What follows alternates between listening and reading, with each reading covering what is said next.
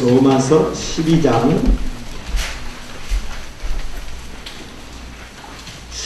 3절부터 8절까지 보고 이어서 에베소서 4장 7절부터 12절부터 들어가 있어요. 은사장이죠. 로마서 12장 은사장, 고린도서 12장 은사장 그렇게 됐죠. 왕이 둘이 죽었습니다. 한 사람은 마왕 고 신해철 씨가 죽었고 여왕 고 김자옥 씨가 죽었습니다.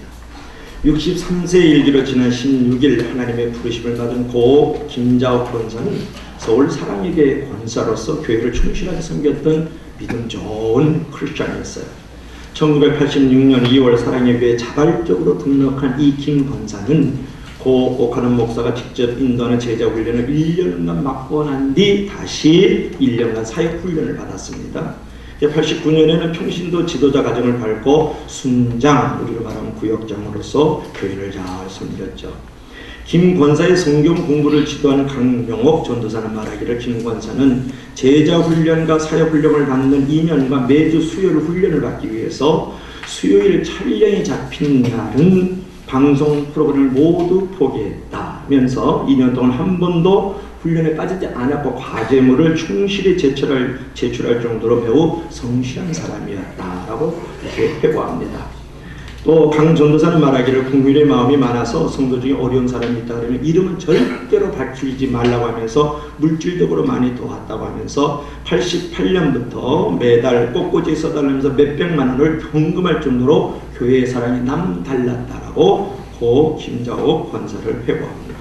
2010년에 옥 목사님이 돌아가시기 전에 중환자실에 계실 때 눈물로 그 목사님을 지키던 김 권사님의 모습이 아직도 눈에 선합니다 라고 고백하는 사람이 그를 섬겼던 강명옥 전도사죠. 김 권사는 연예인의 활동을 하면서도 호산나 찬양대로 활동을 했고 2002년에 시무 권사에 취임을 합니다. 같이 신앙생활을 했던 이허자 권사는 말하기를 86년 제자훈련을 같이 받았는데 항상 밝고 재미있고 사랑이 넘쳤다면서 시간이 날 때마다 자택에서 성도들을 섬기는데 아주 매우 힘썼던 분이라면서 눈물을 글썽였다. 홍은표 권사도 말하기를 연예인이라기보다는 우리처럼 신앙생활을 하는 소탈하고 아주 정감이 많은 성도였다면서 아들을 기도로 얻은 만큼 기도 생활을 열심히 하는 분이었다라고 회고를 합니다.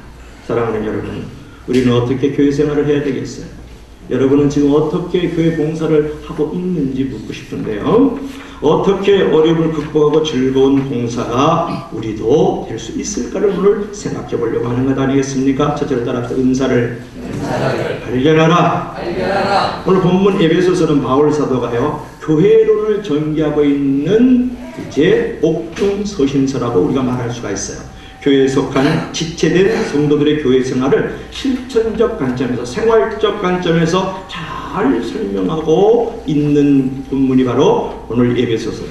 특별히 오늘 본문은 은사를 따라 섬기라는 거예요. 오늘 7절부터 10절에 보면은 그리스도가 우리를 위하여 죽으시고 또 장사한 지 3일 만에 부활하시고 승천하시면서 그분은 이제 승리자로서 자신의 백성들에게 그가 정하신 분량을 따라 우리 각자에게 선물을 곧 은사를 주셨다고 두 번에 걸쳐 말씀하고 있는 것을 우리가 발견할 수가 있죠.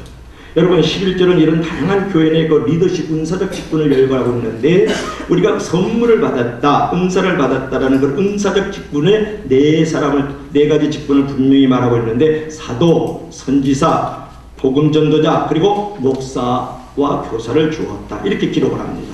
그런데 이 중에 어느 것이 더 소중할까요? 뭐 목사가 더 소중할까요? 아니면 복음전도자가 소중할까요? 아니면 뭐 선지자가 소중할까요? 더 중요하거나 덜 중요한 계통이 있을 수 없다라는 거예요. 다 다른 역할을 감당하고 있을 뿐이지 수직적 개념이 아니라 수평적 개념으로 모두가 다 소중하다 그렇게 우리가 말할 수가 있는 거죠. 아멘. 여러분 보세요. 우리가 외모를 볼 것 같으면 어떻습니까? 얼굴하고 손발이 되게 중요하지 않아요? 그렇죠? 뭐 또 허리 같은 거 슬림형 이런 것들이 다 중요하지만 사실은 여러분의 뇌 속에 있는 머리카락만한 실핏줄 하나만 터지면 말을 어눌하게 합니다. 시신경이 가는 수가 있어요. 듣지 못하는 경우가 있다고요. 여러분 보이는 것보다도 보이지 않는 것이 더 중요한 경우가 많아요. 않아요. 여러분 손 하나 잘리면 살지만요 허파 없으면 못 살지 않습니까? 그런 의미에서 우리가 가지고 있는 모든 지체 가운데 더 중요하거나 덜 중요한 게 없는 것처럼 교회 안에서도 뭐 선지자다, 사도다, 또는 뭐 이제 복음 전도자다, 목사와 교사다, 어느 하나 우월의 개념이 아니다. 모두가 다 중요한 것인 줄로 믿을 수 있기를 바랍니다. 정말 중요한 것은 뭐냐면 은사를 발견하는 거예요. 은사를 발견하고 가장 단순한 분별 방법이 뭔지 아세요? 내가 가장 좋아하고 내가 가장 잘하는 것이 나의 은사예요. 그 은사는 뭐냐? 기프트인데 하나님이 주신 선물이다, 그런 말이에요. 여러분, 저는 요리하는 게 하나도 없습니다만은 쇠고기 요리가요 단 한 가지만 있는 것 아니라면서요. 여러분, 요리마다 사용하는 부위가 다 다릅니다. 미역국에는요 쇠고기 중에서 양지머리나 사태가 아주 적합하대요. 그리고 불고기 감으로서는 부드러운 육질의 우등살이나 목살이 제격이라 그러던데요.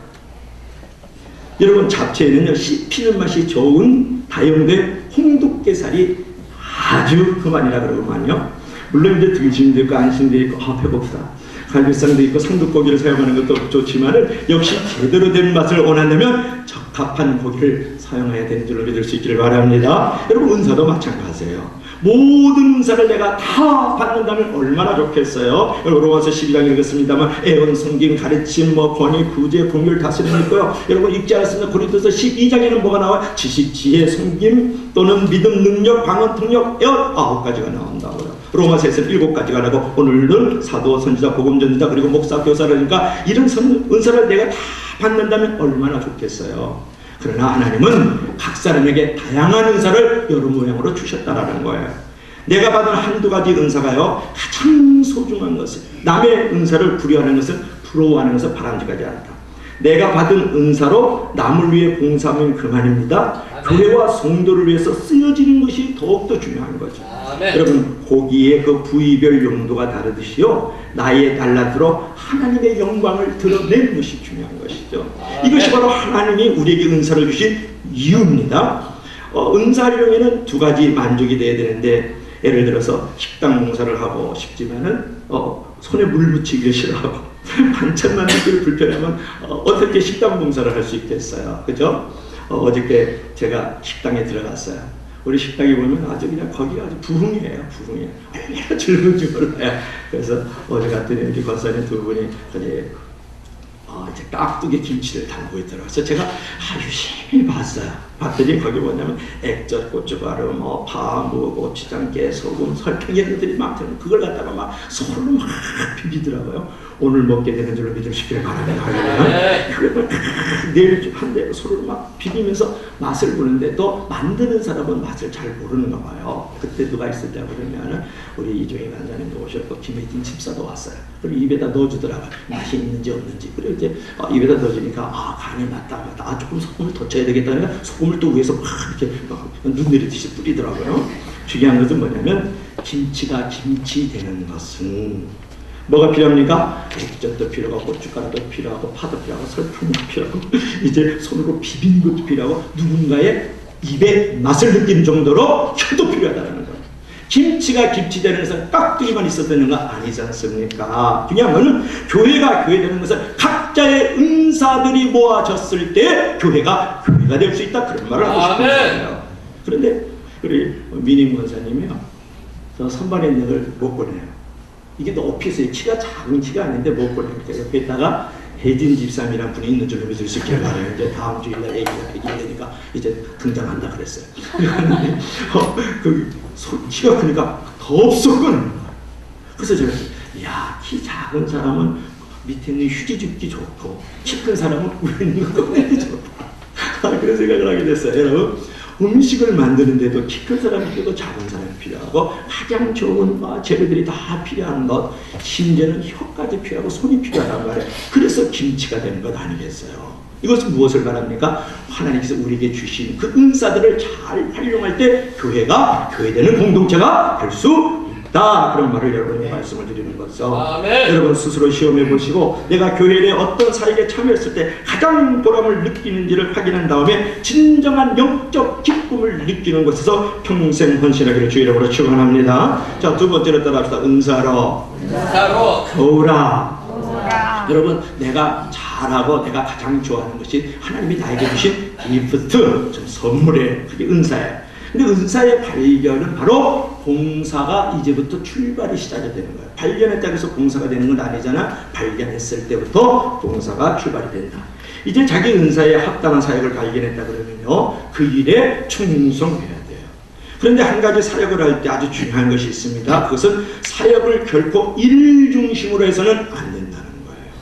영적 사역은요, 철저히 관계 중심적으로 해야 됩니다. 어려운 말입니까? 왜냐하면은 모든 영적 사역은 결국은 하나님과 이웃과 성도들을 섬기는 것이 본질이기 때문에 그런 거죠. 아멘. 여러분, 사역의 가장 큰 함정이 뭔지 아세요? 사역의 가장 큰 시험거리가 뭔지 아세요? 자기 만족의 수단하다.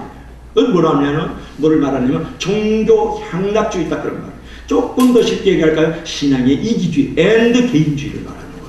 그러니까 내가 사역을 하면서도 하나님이 주신 은사를 가지고 자기만 만족해, 자기만 향락을 느껴, 아주 황홀함만 느껴요. 그리고 자기만을 위해서 그 사역을 감당하는 것을 갖다가 자기 사역의 만족파 또는 종교 향락주의, 그런 말을 하는 거예요. 여러분, 물론 자기에 맞는 일을 하면은 거기에 만족이 있고 기쁨이 있습니다. 그렇지만 자기만을 위하여 사역을 하면 안 되는, 일을 하는 사람을 가만히 들여다보면요, 교회도 아니고 하나님도 아니고 이웃도 아니고 성도도 아니고 자기를 위해서 노래하고 자기를 위해서 가르치고 자기를 위해서 빗자루 드는 사람이 있다고요. 이거는 문제가 있다라는 거예요.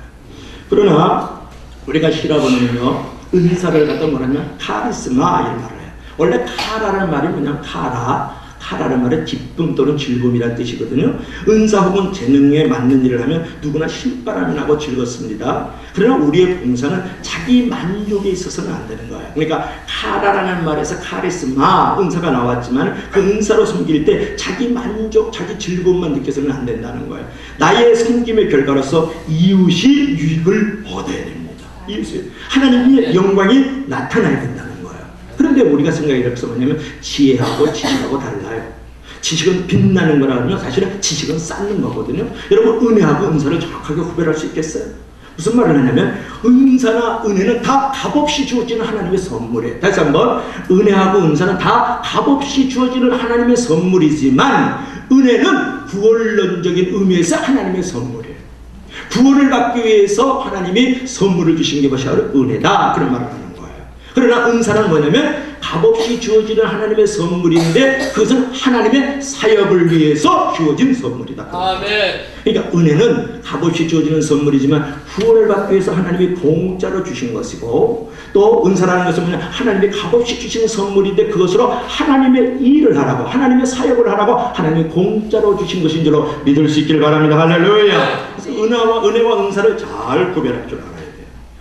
오늘 본문 12절 표현을 빌리면 은사는 이웃을 온전케 하는 것이어야 된다. 그럼 이웃을 온전케 해야 된다. 그런 의미에서 우리는 사역의 현장에서요, 항상 동력자를 의식하고 그가 모자라는 측면이 어떻게 채워줄 것인지 혹은 개발되지 못한 그의 은사가 무엇인지 그것을 꼭 피울 줄 아는 사람이 되어야 된다. 내가 가지고 있는 그 은사 또는 달란트 좋아요. 그런 것들이 나에게 있었을 때 그것을 가지고 그 모자란 부분을 채워주고 부족한 부분을 공급해 줄 수 있는 것으로 사용될 뿐만 아니라 그 내가 가지고 있는 그것을 가지고 다른 사람이 꽃피울 수 있도록 만들어주는 것이 바로 은사의 진정한 목적이고 사명이다, 그런 말이에요. 아멘. 예를 들어 봅시다. 여러분의 부서 가운데에 여러분의 기관 가운데 여러분의 조그마한 공동체 안에 시험거리가 있어요. 왜냐하면 리더임에도 불구하고 아니면 또 지침에도 불구하고 연약함이 있고 부족함이 있다 그러면 이 부분에 대해서 내가 채워주고 공급하여주고 세워질 수 있도록 하나님이 주신 그 은사를 가지고 활용을 해야 되는데 그런 부분에 정죄하고 판단하는 건 안 되는 거죠. 내게 은사를 주신 이유는 뭐예요? 남을 세워주기 위해서. 내게 은사를 주신 이유는 뭐예요? 남을 온전하게 만들어주기 위해서 나에게 은사를 주었다, 그런 거예요. 어느 부분, 우리 부장 집사님인데 우리의 지도자인데 어찌 저리 기도를 안 하시는 거 막 그러면서 이렇게 때로는 엄만 팔고 또는 이렇게 분노도 잘할 수 있죠. 그런 부분이 보이면 어떻게 될까요? 내가 그 일을 위해서 보완해주고 내가 그 일을 위해서 완전할 수 있도록 만들어주는 지체가 되는 것이 은사를 활용하는 것이죠. 어떤 사람은 기도는 많이 하는데요, 가르칠 줄 몰라요. 어떤 사람은 가르치기는 잘하는데 위로할 줄 몰라요. 그렇게 잘 가르치면서 말 한마디에 사람을 완전히 가시로 찔러가지고 시험 들게 하는 사람들도 있거든요. 그런 연약함과 부족함들이 여러분의 공동체나 여러분의 기관 안에, 여러분의 부서 안에 다 있을 수 있다. 그런 말이에요. 영양부도 있을 수가 있고, 청년부도 있을 수가 있고, 일남척기도 있을 수 있고, 또 우리 노인부에도 있을 수 있죠. 자, 그런 것들이 보이면 어떻게 해야 됩니까? 내가 가지고 있는 그 은사로, 내가 가지고 있는 그 달란트를 가지고 그 연약함을 강하게 만들어주고, 부족한 부분은 채워주라, 그런 말이에요.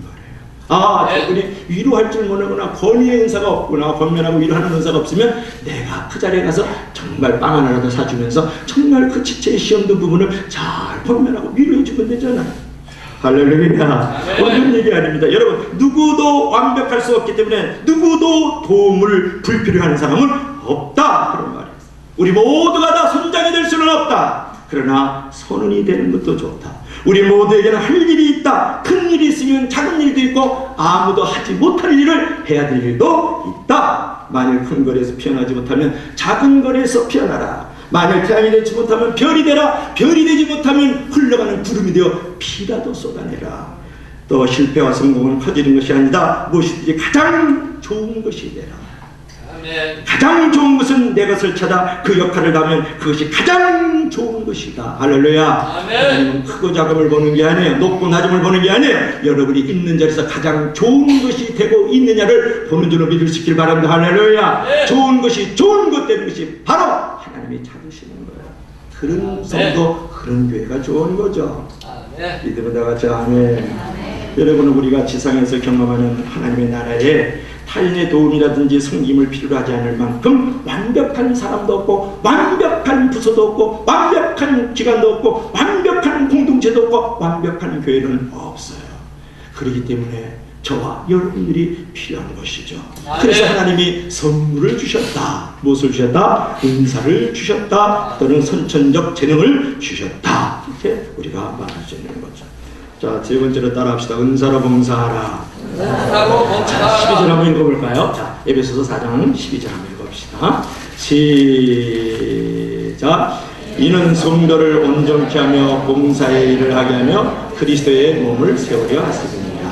아멘. 자, 은사를 주셨다. 이제 하나님께서 우리에게 주신 은사들이 꽤 많이 있는데요.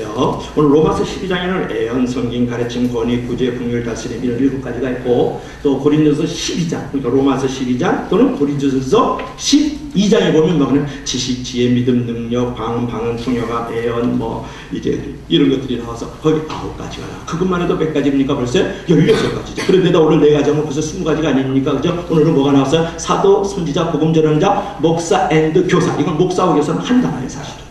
이게 나눠진 게 아니라 목사 따로 교사 따로가 아니고 목사는 가르치는 사람이 된다, 그런 얘기를 하는 거거든요. 여기만 4가지만 다 해서 벌써 몇 가지예요? 20가지 은사가 있지 않습니까? 자, 이런 20가지가 있었을 때 그것으로 봉사라는 거예요. 오늘 12절에는 본문 12절에서 가장 중요하게 강조된 단어가 뭐냐면 온전하게 한다라는 단어. 온전하게 한다. 무엇으로? 우리가 주신 후천적인 어떤 은사 또는 선천적인 어떤 재능들이 있겠죠. 그럼 하나님이 주신 그 선물을 가지고 무엇을 해야 된다? 온전케 해야 된다. 그럼 온전하게 한다는 말은 무슨 말일까요? 뼈를 맞춘다. 뼈를 맞춘다. 또는 옷을 수선하다, 깁다, 그런 의미도 있습니다만은 뼈를 맞춘다는 뜻이 좋잖아요. 여러분 탈골된 사람이 있다고 합시다. 그가 어떻게 몸을 움직여서 봉사활동을 제대로 할 수 있겠어요? 먼저 뼈를 맞추고 치유되는 일이 성결 문제가 아니겠습니까? 왜 그런 얘기를 하냐 그러면, 여러분 영적인 성숙의 은혜와 또 은사를 갖지 못한 사람들이요, 먼저 봉사에 뛰어들면은요, 그는 자신도 힘들고 이웃에게도 짐이 될 것이 분명하잖아요. 공동체에 부흥이 없어요. 그렇잖아요. 그래서 기본적인 치유도 되지 않고 기본적인 영적 성숙도 만들어지지 않는 사람이 봉사의 일에 점프하게 되면은 본인도 불편하고 남도 힘들게 만들 수 있다, 그런 얘기거든요. 그래서 이제 우리가 어느 정도 이제 성숙해졌다 그러면, 어느 정도 성숙하고 치유의 은혜를 받았다고 생각하면 그때 겸허하게 섬김의 자리로 나아가는 거죠. 그리고 봉사의 일을 하십시오. 여기서 봉사의 일이라는 것은 철저히 섬김을 말하는 거예요. 섬김을 말한다. 여러분 여기서 봉사의 일을 하면 그럴 때 이 봉사라는 말은 뭐냐 그러면 디아코니아, 그런 말이에요. 디아코니아. 그래서 디아하고 코니아하고 합성어가 봉사예요. 봉사. 여기서 무슨 말이 나오면 집사가 나왔거든요. 봉사라는 말이 뭐다? 헬라어로 디아코니아다. 디아하고 코니아가 합성어예요. 코니아가 뭔지 아세요, 이상숙 집사님? 먼지라는 뜻이에요. 먼지. 먼지. 그러니까 봉사라는 말은 뭐냐면 청소하는 사람, 먼지를 터는 사람을 갖다가 뭐라 그런다? 봉사하는 사람. 여기서 무슨 말이 나왔다? 집사라는 말이 나오는 거예요. 아멘. 믿으시면 다 같이 아멘. 그래서 여러분, 우리가 봉사하는 것은, 즉 교회 안에서의 직분이라는 것은 지배하고 군림하고 다스리고 정지하고 판단하라고 분석하라고 있는 거 아니에요. 어떤 의미를 갖고 있을까요? 청소하고, 그죠? 또 먼지를 터는 사람이니까 계급이 아니라는 거예요. 뭐예요? 아멘. 그것은 섬기라고 주십니다. 아멘. 섬기라고. 아멘. 그래서 본래 이제 고대 교회에서는요, 교회 모든 직분을요 통칭하여 뭐라 그러냐면 집사라고 불렀어요. 집사. 집사는 가장 대표적인 직분이었어요. 그 당시에는 장로, 권사 뭐 그런 게 없었어요. 교회에서 뭐만 있었다? 집사만 있었다. 그렇습니다. 교회 모든 직분은 철저히 계급이 아닌 봉사의 직분입니다. 교회는 절대로 그 직분을 가지고 장로다, 목사다 그래서 군림하고 지배하고 명령하고 그런 어떤 지휘계통을 갖는 게 아닙니다.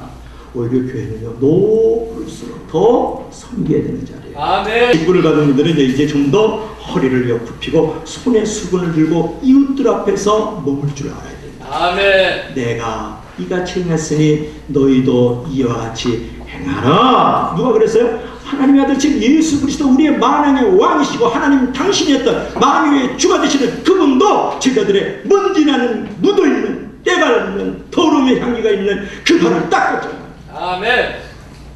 하물며 How much more? 하물며 우리는 누구의 발을 닦지 않을 수 있거든요. 사실은 하늘은 하나님의 보좌예요. 이 땅은 하나님의 발등상이에요. 그렇다 그러면 여러분이 청소를 하든 가르치든 내가 노래를 하든 밥을 짓든 안내를 하든 이 모든 것은 주님의 발을 닦고 있다는 것을 믿을 수 있길 바랍니다. 할렐루야. 네. 이 사실을 잊어버립니다. 20세기의 가장 위대한 바이올리니스트 중에 한 명이 누구냐면 크라이슬러라는 훌륭한 작곡가가 있었어요. 사랑의 이쁨과 같이 아름다운 노래를 많이 작곡한 그가 원래는 의사가 되어서 그 아버지의 병원을 물려받아야 했습니다. 하지만 어렸을 때 남을 위해 봉사하는 삶을 살기 원했더니 크라이슬러는 의사가 되려야 되느냐. 왜냐하면 아버지가 의사니까 그 유혹으로 받을 수 있는데, 아니면 바이올리니스트가 돼가지고 음악가가 되느냐라 많은 갈등을 하다가 더 사람들을 돕고 내가 돌봐줄 수 있는 그런 일을 해야 되겠다고 곰곰이 생각하다가 결국은 음악가가 되기로 결정을 하죠. 어느 날 그가 이제 일이 생겨서 동네 이제 골동품 가게에 들렀는데 좀처럼 볼 수 없는 훌륭한 바이올린을 발견하게 됐어요. 그는 곧바로 바이올린을 사겠다고 했지만 수집가가 이미 구매했기 때문에 팔 수 없다고 이제 골동품 가게 그 사장이 그렇게 얘기를 하는 거예요. 그래서 이 크라이슬러는 바로 그 바이올린을 구매했다라는 그 수집가에게 쫓아가가지고 이걸 팔려고 그랬더니 그 수집가가 파나요? 아우, no, 그렇지 않아요. 이거 박물관에 기증할 것입니다. 그러면서 크라이슬러에게 팔지 않은 거예요. 그래, 크라이슬러는 이제 그렇다면 그 바이올린을 한 번만 연주하게 해달라. 그래가지고 이제 한국이 부탁하니까 그 수집가가 그럼 한번 박물관에 가기 전에 한번 켜보라고 바이올린을 켜는 거라면서요. 그래서 지친 사람들을 생각하면서 위로의 마음을 가지고 연주를 했어요. 자리에 있던 사람들이 모든 옷을 넣고 음악을 감상하려고 마침내 연주가 끝나자 수집가가 눈물을 펑펑 흘리는 거예요. 이 바이올린은 당신 거요. 이것은 박물관에 있어야 될 물건이 아니라 당신의 연주를 듣고 많은 사람들의 치유와 회복을 일으키게 되고 하나님께 영광을 돌려야 되겠어. 어서 가지고 가서 방금 그 연주를 모든 사람이 들을 수 있도록 해 주십시오. 라고 했다는 거예요. 여러분, 구슬이 서말이라도 깨어야 보배입니다. 보관만 하고 있는 죄는, 그 은사는 아무 쓸적이 없죠. 예수님은 우리의 재능을요 하나님께로부터 받은 것을 지금부터 사용하라고 말씀하고 있는 거예요. 그래서 여러분, 현금보다 좋은 것은 소금이라며, 소금보다 좋은 것은 지금이라며, 지금 사용할 줄 알아야 돼요. 프레젠트가 돼야 된다고. 프레젠트라는 말은 현재라는 의미도 있고, 프레젠트라는 말은 선물이라는 뜻도 있어요. 있으면 있는 줄로 믿을 수 있기를 바랍니다. 그래서 어떤 사람이 두 눈을 뜨고 다니는 게 너무 아깝다고 생각을 했대잖아요. 그래가지고 이거 나중에 쓰더라도 한 눈은 이렇게 안대를 붙이고 다니고 한 눈만 뜨고 다닐 때 이렇게. 그러다가 나중에 이 한눈 안대 감은 것이 눈이 먼 줄로 믿을 수 있기를 바랍니다. 아끼면 없어지는 거고, 아끼면 쓸모없게 되고, 아끼면 마귀 것이 되는 거고. 여러분, 그래서 주님 받은 것을 귀하게 사용하는 충성된 종이 되게 하소서. 아멘. 자, 그 전쟁이라도 발전시켜서 이웃을 위해서 사용하게 하소서. 기도와 목사님들 주님으로 축원합니다. 자, 마지막으로 따라합시다. 은사로 세워라. 자, 은사로 세워라. 은사로 세워라. 자, 12절 우리 다시 한번 읽어요. 아주 중요한 부분이니까. 자, 세우라는 부분이 어디 있는지 잘 봐야 되겠죠. 선물이라는 단어는 두 군데가 나왔죠. 7절하고 8절에 나왔었죠. 자, 12절 우리 다 같이 시작. 이는 성도를 온전케 하며 봉사의 일을 하게 하며 그리스도의 몸을 세우게 하려 하십니다. 자, 우리가 성도를 온전케 하면서 우리가 봉사의 직무를 감당하는 것은 결국은 무엇을 위한 것이라고 말씀하고 있습니까? 그리스도의 몸을 세우기 위함이다. 그렇게 말씀하고 있잖아요. 여러분, 12절 마지막에서 사도 바울이 교회 내 직분이라든지 봉사의 궁극적 초점이 어디에 있어야 한다고 말씀하고 있습니까? 한마디로 그리스도의 몸을 세우려고 하는 거예요. 아멘. 목사님의 몸을 세우려고 하는 거예요? 권사님의 몸을 세우려고 하는 거예요? 성도들의 몸을 세우려고 하는 거예요? No! 그리스도의 몸을 세우려 합니다. 그렇게 말씀하고 있잖아요. 여러분, 여기서 세운다는 말은 그냥 빌딩이란 말이에요. 세운다는 짓다, 세우다, 이게 빌딩이잖아요. 세우는 것의 반대가 뭔지 알아요? 허는 것이에요. 파괴하는 것. 여러분, 교회가 교회답게 세워질 때 교회는 진실로 세상의 소망이 될 수 있지 않겠습니까? 그러므로 여러분, 우리는 허는 자가 되지 말고 할 수만 있는 대로 세우는 자가 되길 주의 이름으로 축원합니다. 네. 그러므로 우리가 교회 봉사를 하면서 우리가 날마다 물어야 될 질문이 있어요. 섬김으로 우리 교회가 좀 더 든든하게, 좀 더 아름답게, 좀 더 거룩하게, 좀 더 부흥으로 세워져 가고 있느냐를 나의 자리에서 물어야 돼요. 그걸 위해서 기도해야 돼요. 아멘. 그거를 붙들고 살아야 돼요. 아멘. 이게 진정한 성공인 거예요. 아멘. 여러분, 많이 재능을 가지고 있다고요? 많이 물질을 가지고 있습니까? 많은 자식 가지고 있습니까? 많은 소유를 가지고 있습니까? 그거 성공했다 그러는 거 아니에요. 내가 가지고 있는 그것이 크고 작음을 떠나서, 많고 적음을 떠나서 그것으로 남을 세워줄 때, 남을 살게 할 때, 남이 아멘. 생명을 얻게 할 때, 아멘. 남에게 부흥을 일으킬 때, 아멘. 이게 성공이라는 거예요. 아멘. 거기에 살아가야 될 존재 목적과 가치와 의미가 있지 않습니까? 무엇을 위해서 우리가 살아야 되겠어? 어떤 경우에는 섬기는 분들의 태도나 방식이 그릇되었었을 때에 그 한 사람의 부족한 일꾼 때문에 온 교회가 흔들리고 몸살을 앓는 경우도 있어요. 그래서 교회를 허는 자가 되지 말고 교회를 뭐라 그랬습니까? 내가 가지고 있는 것을 가지고 온전하게 만들고 봉사의 직무를 하면서 세우라. 아멘. 여러분, 여기서 중요한 단어가 뭐냐면 세움이었잖아요. 근데 많은 사람들은 교회를 세워야 된다 그러니까 자꾸 조직을 세우려고 그래요. 벽돌을 세우려고 그런단 말이에요. 여러분, 이런 오류가 없길 바랍니다.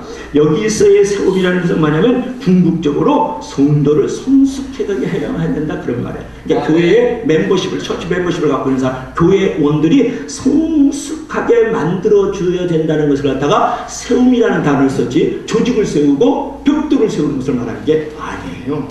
그럼 벽돌, 조직 필요 있습니까? 없습니까? 있죠. 그러나 여기서 말하는 것은 본질적으로 그 얘기를 하는 게 아니에요. 교회원을 성숙하게 하기 위해서는 그 이론인 내가 성숙할 줄 알아요. 내가 성숙하고 내가 세움을 입었을 때 너를 성숙하게 하고 너를 세워갈 수 있고 우리라는 공동체를 성숙하게 만들어갈 수가 있는 거거든요. 여러분 보세요. 제가 필그림 수도원에 올라갔었을 때 그때는 아침에 딱 눈을 뜨면 거기는 새벽 기도가 없어요. 그래서 이제 기도하고 묵상해야 되거든요. 그러면 눈을 딱 뜨면은 제가 독서대하고 성경책을 갖고 어디로 올라가냐면 기도와 묵상실이 있어요. 올라가서 방석을 이제 2개를 깔고 무릎을 꿇고 이제 그 기도하는 그 의자가 있어요. 무릎을 잘 편하게 하면 그걸 깔고 방석 위에다 성경책을 독서대에 올려놓고 성경을 읽어가요. 쭉 기도하면서 한 장 읽고 기도하고 한 장 읽고 기도하고 한 장 읽고 기도하고.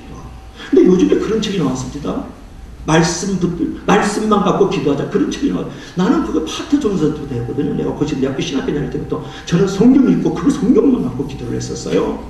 그래서 이제 성경 마태복음부터 시작하면 마태복음 한 장 읽고 기도, 한 장 읽고 예를 들면 무리변에 포도주가 됐다 그러면 하나님이요. 나도 이렇게 물처럼 정말 값어치 없는 인간이 포도처럼 감당하는 인간 되시고 맛깔스럽고 포기 좋은 그런 포도주 같은 인생이 되고 뭐 그런 거 오병의 기적이 나다. 뭐 하나님 나에게 이게 물고기도 머리 떡다섯 개한테 작은 이 재능 이 은사를 가지고 이 작은 것 가지고 하나님의 영광을 드러내시던 많은 사람을 살리고 유익하게 하는 존재가 그렇게 믿음 기도하는 거예요. 오늘 성경이 주시는 말씀 한 장 읽고 기도하고 한 장 읽고 기도하고 여러분 그래서 복음서를 띄고 사도행전 한번 띄워보세요. 얼마나 은혜가 되는지. 근데 그때 내가 느꼈던 게 뭐냐, 내가 빌딩이 된다는 걸 생각을 했죠. 내 영혼이 세워버립니다. 그래서 내려와서 보니까 내가 성전의 교육자라든지 공동체에 어떻게 세움을 입어야 되는 것이 보여주고 나를 통해서 많은 영혼들이 세워지고 있다는 것을 믿을 수 있기를 바랍니다. 할렐루야. 네. 그래서 공동체에서 먼저 중요해서 내가 세움을 받아야 돼요. 그래야 너가 세워줄 수 있고 너가 세워져야 우리라는 공동체가 세워줄 수 있는 것 아니겠습니까? 그래서 여러분들도 기도와 말씀으로 나를 빌딩을 해야 돼요. 아멘. 너를 자꾸 가르치려고 그렇게 하지 말고 너가 잘 되라고 이렇게 자꾸 이렇게 어른으로 달라 그러지 말고 내가 먼저 빌딩이 돼야 돼요. 여기서 뭐라 했습니까? 온전해지고 봉사의 직무를 하면서 그리스도의 몸을 세우라 그랬는데 내가 그리스도의 몸이에요. 지체예요. 내가 먼저 빌딩이 돼야 돼요. 무엇으로? 기도와 말씀과 성령으로 세워줘야지. 내가 교사입니까? 기도도 안 하고 말씀도 안 보고 성령으로 충만하게 빌딩이 되지 않은 사람이 너희들을 세울 수가 있을까요? 그렇지 않죠. 제가 중국 단둥에 갔는데요. 제가 비디오 보여줬잖아요. 부엌 뛰게 해주지 말라고. 밥 짓는 분들이요. 한 10명 가까이 그래도 비디오 보여줬습니다. 20분, 30분을 밥 짓기 전에 기도하는 걸 보였어요. 내가 눈물이 나죠. 그래서 찍어갖고 온 거 아니에요. 밥 짓는 사람이요. 20분, 30분 교회를 위해서, 목사를 위해서, 성도를 위해서, 오늘 밥 짓는 일을 통해서, 우리 밥 먹는 사람을 위해서 그냥 기도를 하는 거예요. 이야, 20분, 30분 여러분 짧은 시간 아닙니다. 이런 거예요. 이게 빌딩인 거예요. 이게 세워지는 거예요. 그래서 내가 세워지면 너가 세워지고 너가 세워지면 우리가 세워지고 우리가 세워지면 교회가 세워지고 교회가 세워지면 주님의 몸된 재단이 세워지는 줄로 믿을 수 있길 바랍니다. 할렐루야. 어떻게 기도와 말씀과 성령으로 세움을 받지 않고 내가 어떤 통로가 될 수 있겠느냐 말이에요. 그것은 하나님 앞에 내가 스스로 나를 속이는 자로 만들어요. 기도와 말씀과 성령으로 가슴목적교회 공동체를 세우는 자들이 되기를 바랍니다. 여러분 교인들 즉 성도 한 사람 한 사람이 그리스도를 닮은 장성한 그리스도의 사람으로 온전하게 세워질 때 그것이 바로 교회가 세워지는 것이고 그들을 통하여 하나님의 뜻이 그들이 살고 있는 모든 삶의 장에서 펼쳐지는 것 아니겠어요? 그렇습니다. 우리 교회에 속한 한 분 한 분 성도들이 우리 교회에서 예배하고 말씀으로 훈련받는 동안 은혜 받고 세임을 얻어서 그리고 다시 흩어져 가지고 우리의 교회, 우리의 가정, 우리의 직장, 우리의 사업장으로 가서 복음의 빛을 발하는 것이 우리의 소망 아니겠습니까? 내가 세워지고 우리가 먼저 기도와 말씀과 성령으로 세워지지 않는 한 어떤 벽돌도 어떤 조직도 든든하게 설 수 없고 다 무너져 버린다는 것을 아십시오. 내가 세워지고 우리가 세워지고 너가 세워지는 그런 공동체가 되어질 때에 그때의 교회가 세워지고 조직도 세워지고 벽돌도 거기서 만들어져요. 한 가지 예화를 하고 마칠게요. 여러분 제가 마지막에 예화를 하는 것은 설교에 있는 모든 내용이 다 함축되어 있어서 그것이 한 주간에 오늘 하루라도 그 여운이 계속 여러분들의 삶의 양식으로 삶의 빛으로 길로 가기 위해서 마지막 예화를 늘 가끔 가다가 하는 거예요. 아멘. 내려가 나가는 순간에요 95% 설교 다 잊어버린 물론 콩나물처럼 자라나죠. 제목 다 잊어버린 줄 알아요. 설교 예화 조금 늦게 결혼해가지고 가정을 이루신 분들이 있었어요. 이분들이 이제 결혼을 하자마자 아기를 기도하며 이제 기다리고 있었어요. 노처녀로 만난 이제 그들이기 때문에 그 자식을 본다는 게 얼마나 간절했겠어요. 근데 드디어 아들을 더 없어 나왔어요. 얼마나 기뻤을까요? 그런데 이 아들을 낳고 왔는데 자폐증이 있는 장애였어요. 얼마나 실망이 컸을까요? 아내는 실망과 충격 속에서 헤어나지 못하면서 도대체 왜 하필이면 나에게, 우리 집에게, 우리 부부에게 이런 아들을 주셨어요. 그러면서 원망하고 탄식하고 눈물로 보내는 시간이 너무너무 많았어요. 그런데 어느 날 하루 남편이 진지한 목소리로, 아주 밝은 목소리로 이렇게 말하는 거예요. 여보, 나도 그동안 이 아이 때문에 가슴을 치며 통곡하면서 지내왔어. 기도했어. 그런데 하나님이 나에게 이렇게 말씀을 하셨어. 이 아이는 하나님이 깊이 생각하시다가 당신과 내가 아니면 안 될 것 같아서 우리에게 맡기신 선물이라고 말씀을 하셨어. 아멘. 이런 대화를 나눈 후에 이 부부는 다시는 하나님을 원망하지 않고 기쁨으로 하나님이 주신 그 자폐와 장애를 키우게 되었다. 그렇습니다. 이 교회는, 이 가슴이 벅차는 교회는, 이 아름다운 우리의 성도들은 하나님이 깊이 생각하시다가 여러분과 제가 아니면 안 될 것 같아서 우리에게 맡기신 선물인 줄로 믿을 수 있기를 바랍니다. 아멘. 기도